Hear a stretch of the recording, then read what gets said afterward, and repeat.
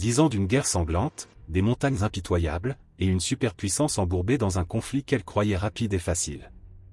En décembre 1979, l'Union soviétique lançait une offensive massive en Afghanistan, une invasion qui allait devenir l'un des plus grands fiascos militaires du XXe siècle. Ce conflit, souvent qualifié de « Vietnam soviétique », a laissé des cicatrices profondes non seulement pour l'Afghanistan mais aussi pour l'URSS elle-même, précipitant la fin d'un empire. Aujourd'hui, plongeons dans les sombres secrets de l'invasion soviétique de l'Afghanistan, une guerre qui a transformé le cours de l'histoire. L'Afghanistan, dans les années 70, était un pays pauvre mais stratégiquement important. Il se trouvait entre l'Union soviétique et les républiques d'Asie centrale d'un côté, et l'Iran ainsi que le Pakistan de l'autre. Depuis plusieurs décennies, l'Afghanistan était dirigé par des monarques. Mais en 1973, un coup d'État renverse la monarchie et installe une république. Les tensions internes se multiplient, et en 1978, un autre coup d'État soutenu par le Parti démocratique du peuple afghan, pro-communiste, porte au pouvoir Nur Mohammad Taraki, qui tente d'instaurer un régime marxiste.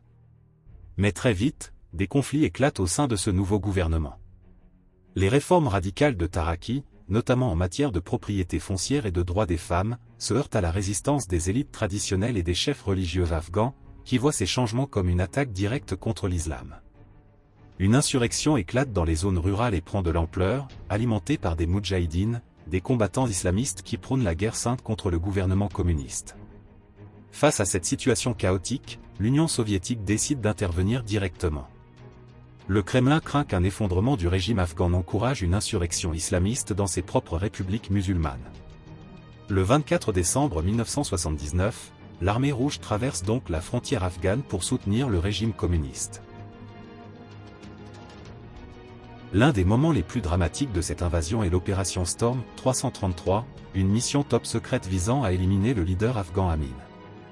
Amin avait pris le pouvoir après avoir assassiné Taraki, mais Moscou le considérait comme trop instable.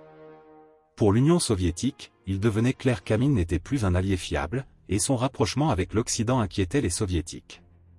Dans la nuit du 27 décembre 1979, des forces spéciales soviétiques, sous les ordres du KGB, se lancent dans un raid spectaculaire sur le palais Taïbeg, la résidence fortifiée d'Amin à Kaboul.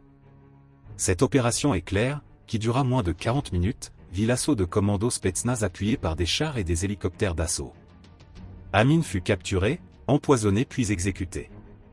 Son remplacement fut immédiat, Karmal, un homme totalement dévoué à Moscou, fut installé à la tête du pays. Les soviétiques pensaient avoir stabilisé la situation, mais c'était loin d'être le cas. Dès leur arrivée, les soviétiques se rendirent compte qu'ils n'étaient pas préparés pour les dures réalités de la guerre en Afghanistan. Les montagnes afghanes, froides et escarpées, devinrent rapidement un piège pour l'armée soviétique. Les moudjahidines, combattants locaux, profitaient de leur connaissance du terrain pour tendre des embuscades dévastatrices aux convois soviétiques.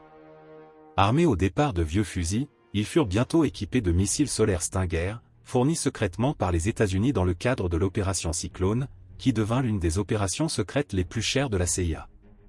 L'utilisation des Stinger changea radicalement la donne.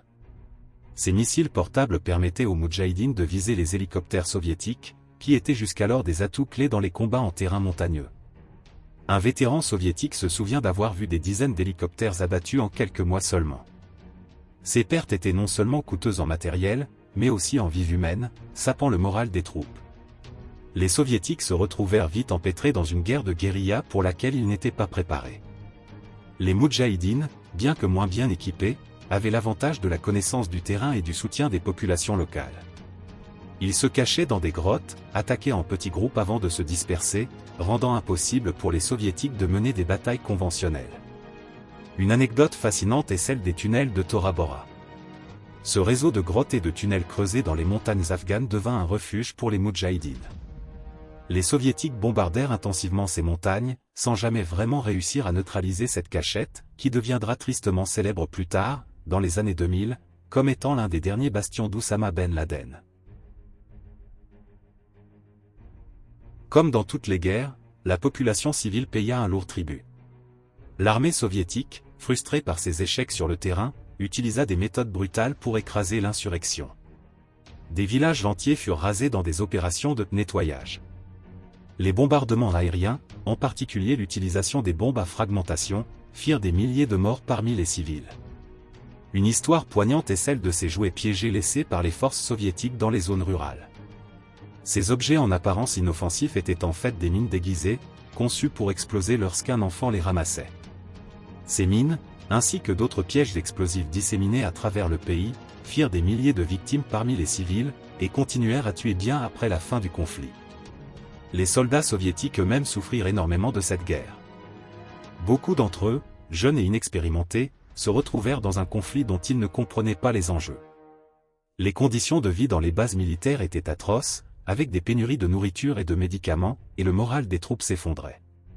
Karpov, un vétéran soviétique, raconte que la plus grande peur n'était pas de mourir dans une embuscade, mais de survivre à des blessures graves sans soins médicaux adéquats.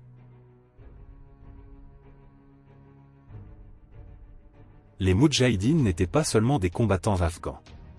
De nombreux volontaires étrangers, appelés « combattants de la liberté », vinrent se joindre à la résistance, croyant à la lutte sacrée contre l'envahisseur soviétique, athée. Parmi eux, un homme qui allait marquer l'histoire, Oussama Ben Laden. Ben Laden, jeune et riche saoudien, finança la résistance et construisit des infrastructures pour les Moudjahidines, se forgeant un réseau de contacts qui allait donner naissance plus tard à Al-Qaïda. L'implication internationale ne s'arrêta pas là. Le conflit afghan devint une véritable guerre par procuration.